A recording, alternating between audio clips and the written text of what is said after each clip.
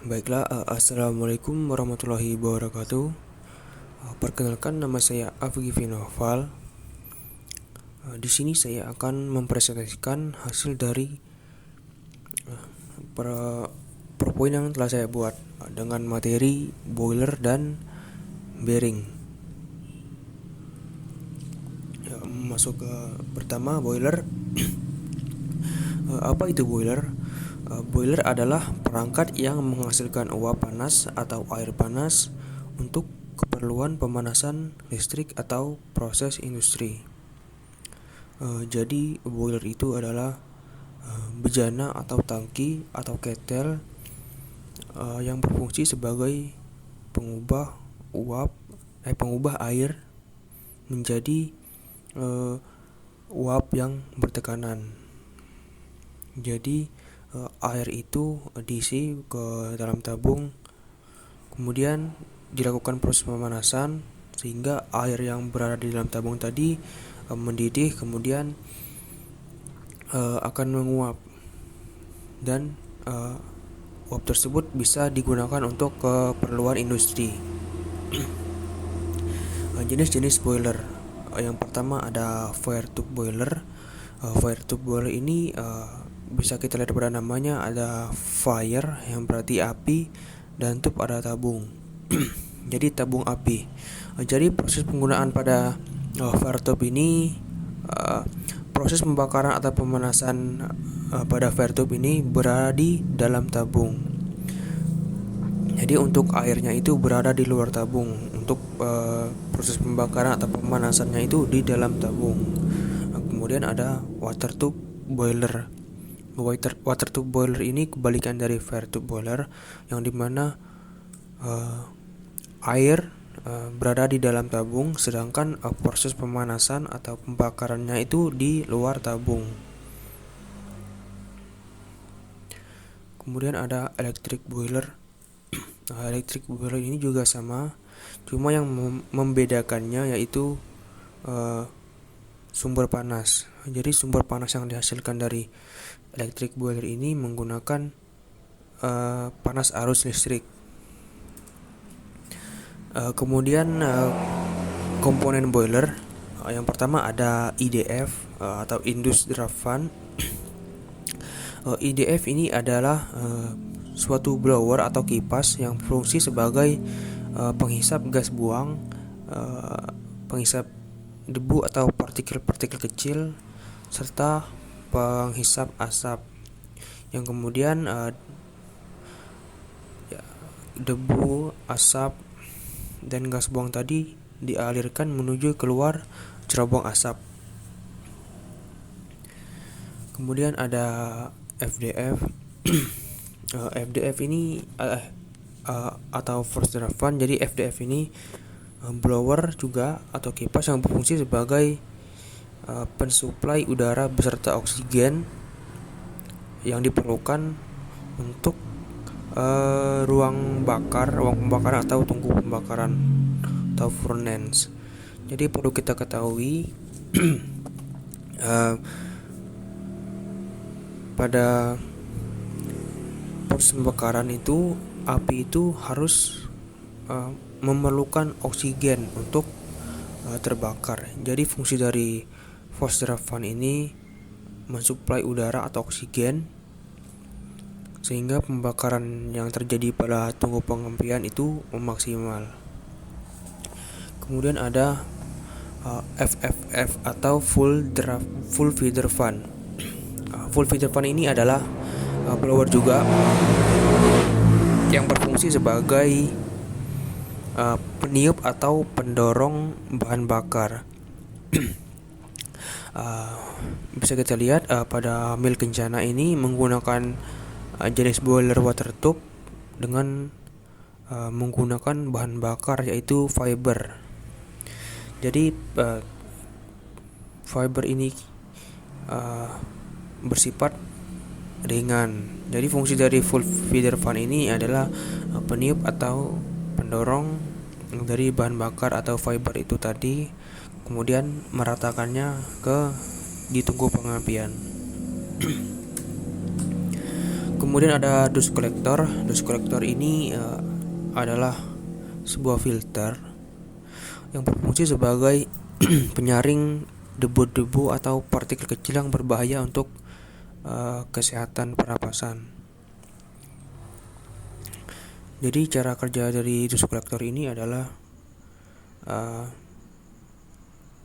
IDF menghisap debu-debu tadi, kemudian melalui dust collector untuk disaring debu-debu atau partikel-partikel kecil yang berbahaya tadi, kemudian jatuh ke bawah untuk ke tempat penampungan. Kemudian ada furnace atau tungku pengampian. Furnace ini adalah sumber tempat utamanya panas. Jadi furnace ini tempat dilakukannya pembakaran atau pemanasan untuk memanaskan air yang ada di dalam tabung-tabung boiler ini tersebut. Kemudian ada steam drum. Steam drum ini adalah sebuah tabung untuk penyimpan sementara steam atau uap hasil pembakaran sebelum dialirkan menuju ke turbin.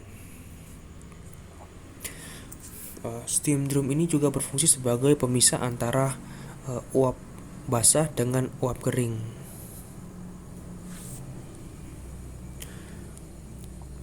Selain dari yang setelah saya sebutkan tadi, juga ada komponen lain yang saya ketahui seperti superheater,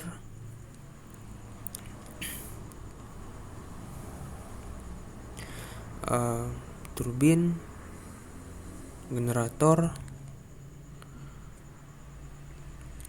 kondensor untuk mengubah uap menjadi air kembali, dan lain-lain. Kemudian masuk ke bearing. Bearing ini adalah komponen mekanik yang digunakan untuk mengurangi gesekan antara dua permukaan yang bergerak satu sama lain. Jadi fungsi dari bearing ini adalah mengurangi gesekan yang bisa menyebabkan aus pada dua permukaan yang saling bergerak atau saling bersentuhan satu sama lain. Bearing ini juga berfungsi sebagai penghalus pergerakan antara dua permukaan yang saling bersentuhan.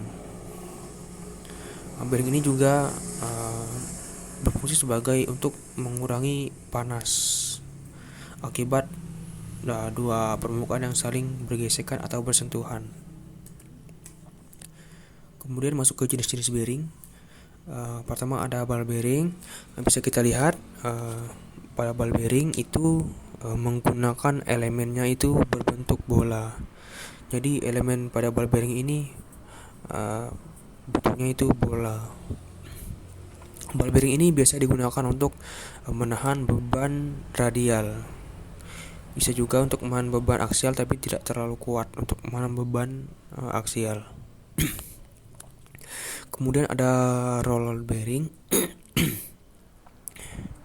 Roller bearing ini bisa kita lihat bentuk elemen putarnya itu berbentuk tabung silinder.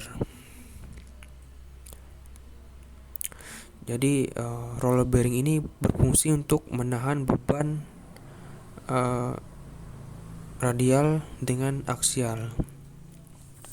Kemudian ada plain bearing.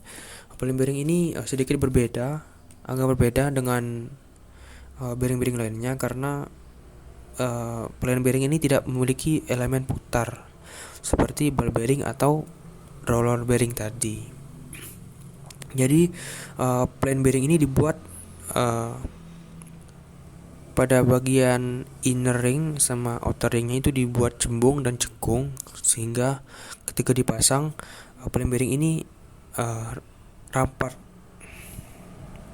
Jadi plain bearing ini digunakan untuk menahan beban geser dan sedikit beban putar. Kemudian ada truss bearing. Bisa kita lihat truss bearing ini bentuk elemen putarnya itu sama seperti roller bearing tadi, berbentuk silinder, tapi yang membedakannya itu fungsi dari penggunaannya itu sendiri. Thrust bearing ini digunakan untuk menahan beban aksial. Kemudian ada spherical bearing. Spherical bearing ini hampir sama juga dengan roll bearing, cuma pada spherical bearing ini bagian tengah dari silindernya itu dibuat lebih besar. Terus fungsi dari spherical bearing ini adalah untuk menahan gaya beban radial dan beban getar. Jadi spherical bearing ini bisa mengikuti dari getaran-getaran mesin yang cukup kuat. Jadi bearing yang dipakai tersebut tidak mudah pecah. Kemudian ada keramik bearing.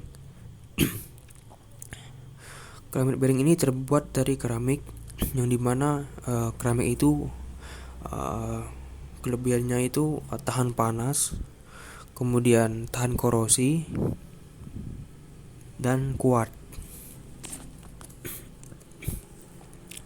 Masuk ke kode bearing, bisa kita lihat pada kode SS ini artinya itu bearing itu berbahan stainless steel. Untuk F berarti flank. Kemudian untuk kode 62, kode 6 itu menandakan jenis dari bearing-bearing tersebut. Untuk kode 6 itu menandakan bahwasanya bearing itu memiliki satu jalur atau single row. Untuk kode 5 berarti double row, dua jalur. Bisa kita lihat pada tipe dari bearing tersebut. Untuk R itu tipenya inci, kemudian single row. Untuk 16 juga inci single row. Untuk 6 itu metric single row tapi miniatur. Untuk 618 itu metric single row terus extra thin. Untuk 619 itu metric single row dan thin. Untuk 60 metric single row extra light. Untuk 62 ini sering digunakan pada bearing yang sering digunakan 62 dan 63, yaitu metric single row dan light, dan 63 medium. Untuk 52 metric double row 2 jalur dan light, dan 53 medium. Kemudian kode 03. Kode 03 ini menandakan untuk ukuran sub atau as dari bearing yang kita gunakan. Untuk ukuran 0 sampai 03 itu sudah ditentukan ukuran untuk subnya. Yang untuk kode 00 yaitu 10 mm, untuk 01 12 mm, untuk 02 15 mm, untuk 03 17 mm. Untuk kode 04 sampai seterusnya, 04 05 06 dan seterusnya, untuk mengukur ukuran subnya itu dikalikan 5. Jadi untuk kode 04 yaitu 4 dikalikan 5 yaitu 20, berarti 20 mm. Untuk 05 dikalikan 5 berarti 25 mm, dan seterusnya begitu. Kemudian ada ZZ. ZZ ini bisa kita lihat itu ada ZZ, ada 2RS. Untuk ZZ ini double seal, yang berarti seal yang digunakan pada bearing ini menggunakan plat besi untuk sealnya. Untuk 2RS ini menggunakan sealnya itu menggunakan karet, jenis karet. Kemudian ada C3. C3 ini digunakan untuk toleransi dari bearing tersebut. Jadi bearing ini mempunyai toleransi tersebut. Jika panas, misalnya toleransi 0, toleransi berapa derajat suhu yang maksimal dicapainya. Misalnya C1 mencapai suhu 55. Apabila lebih dari 55, maka bearing itu akan tidak bisa bergerak atau kaku. Kemudian C2, berarti C2 ini lebih besar toleransinya, berarti derajatnya juga lebih besar, lebih dari 55 dan seterusnya.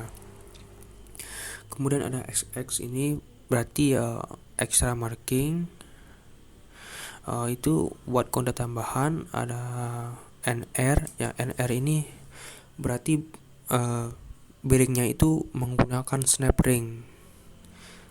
Jadi bearingnya ini tidak menggunakan seal, tapi menggunakan snap ring. Kemudian ada PRX dan SRI2. Untuk kedua ini PRX dan SRI2 ini digunakan untuk grease yang dipakai pada bearing tersebut. Jadi untuk pada bearing ini harus menggunakan PRX atau Polyrex M grease, atau enggak pakai SRI2 atau SRI2 grease. Sekian presentasi diri saya. Mohon maaf atau jika ada salah kata. Saya akhiri. Wassalamualaikum warahmatullahi wabarakatuh.